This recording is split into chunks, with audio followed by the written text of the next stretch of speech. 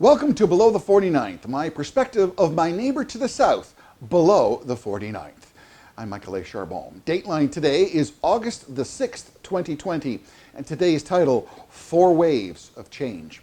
America has over 30 million small businesses that account for just over 63% of all new job creation. Small businesses are the essential engine and the backbone of the American economy because they employ people. Today, small businesses in America are under grave pressure. Even at pre-COVID times, they were teetering on insolvency. So they sit there, and now they've just received this double punch, right? With months of debilitating COVID closures, and then the devastating effects of Black Lives Matter's cancel culture with their destructive social justice demonstrations. So what do you have left? Well, it's inner cities in perilous conditions of unrest by these social ideologues who have their nightly rampages. So I predict the coming of four waves of social repercussions. The first wave I call inner cities. What's left?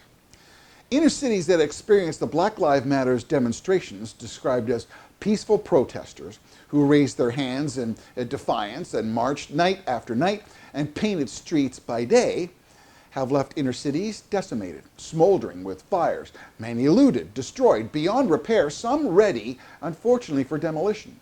Where squatter encampments are chock full of rotting garbage and feces that nightly supply the mobs who proudly deface and destroy civic buildings with profanity and disgusting epithets. These decomposed carcasses of a city remain in ruins, several crippled and unable to function, many sadly never to come back.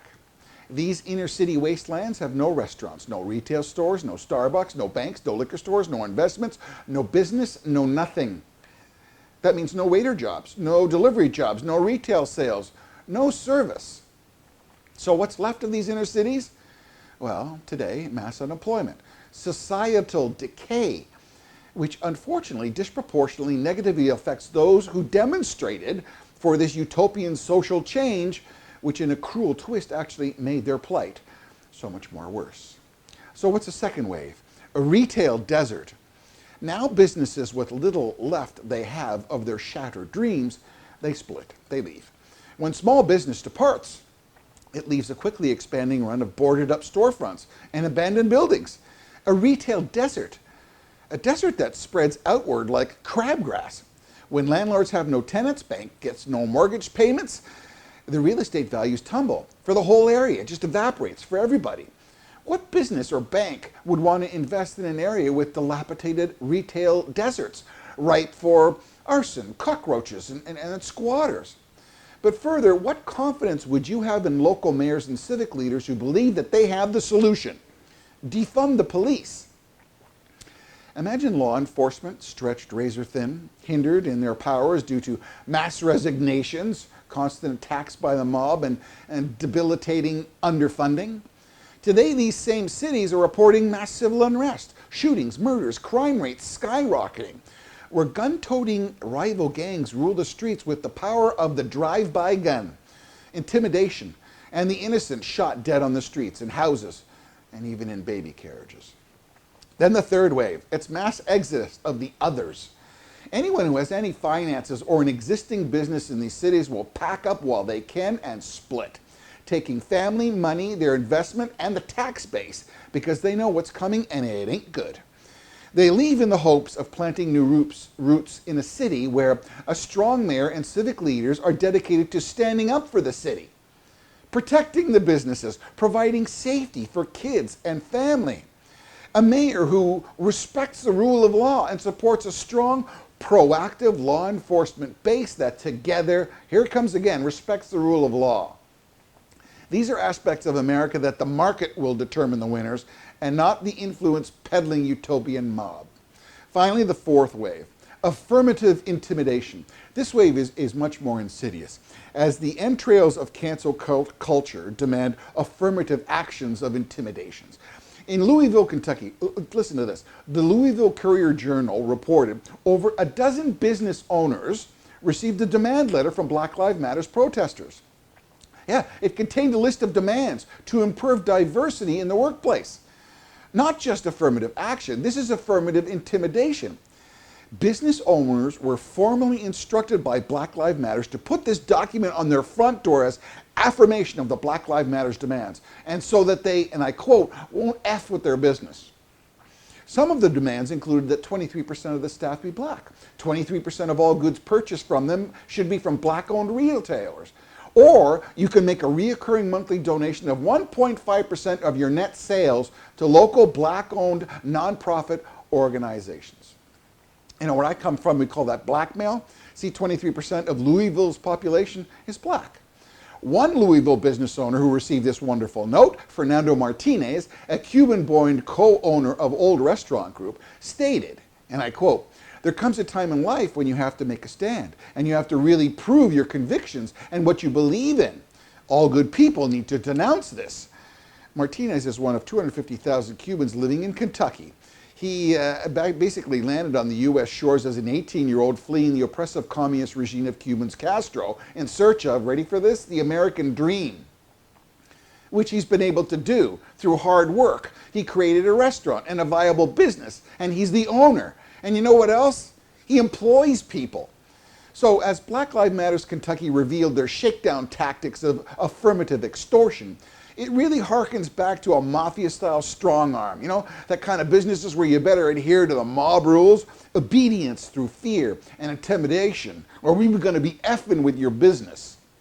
So let's just take a pause and offer the excuse that this misguided Kentucky Black Lives Matter overstepped their doctrine. Thankfully, Kentucky's Urban League, they jumped in to clarify. The Louisville Courier-Journal reports that Shadika Reynolds, she's the president and the CEO of the Louisville Urban League, took to Facebook to say she will no longer eat at Martinez's restaurants, and she wrote, and I quote, "I'm not sure why any human other than a racist would choose this time to tell us how little our lives matter." I wonder how Shadika would take to a letter being sent to all the black-owned businesses in Kentucky demanding that they hire 77% of white people in their businesses. You know, today major brands in America have yet to receive their letter, I suppose, but they have proactively kneeled to the Black Lives Matter demands with lots of money and t-shirts. Imagine a letter, check this out, sent to the NFL demanding that 63% of their players be white. You know, it's more representative of the American population. It's the percentage split. I mean, even when you say that, it's just even more ridiculous and absurd. It's insane. The NFL is founded on the basis of the best players, paid the best wages for the best football performance. I mean, like the American dream, it's not based on color or social dogma. The best is the best, regardless. And the American dream is based on those rules, where even an 18-year-old kid from Cuba can land in American shores, own a restaurant, make a living, and employ Americans of all colors, or become a president, or top entertainment and musical stars. So this just breaking in politics, this is yesterday on the 6th, a note titled, "We Have Her Back" was sent to media outlets and editors and anchors and reporters by a self-appointed watchdog group. Check this out. It warns media as to how they should cover Joe's VP's running mate. Here's a little excerpt from their demand letter. "We intend to collectively and individually monitor coverage, and we will call out those we believe take our country backwards with a sexist or a racist coverage. As we enter another historical moment, we will be watching you. We expect change. We expect a new way of thinking about your role and how the VP and she is treated." So I guess media, you got your letter too. Finally, to my American Facebook viewers, you may not be able to see this post, as Facebook has prevented selected below the 49th posts from being promoted to US Facebook viewers and media outlets. See, Facebook arbitrarily censors selective posts and does not allow me to promote them to US viewers. Like my last show, number 9, I guess they found it was too revolutionary. Well, comrades, if you think a fellow American might appreciate this below the 49th, please share. You can also subscribe and like, and all those I very much appreciate. If you leave a comment, I always make an effort to answer each and every one of those. So until next time, God bless, stay safe. I'm Michael A. Charbon for Below the 49th.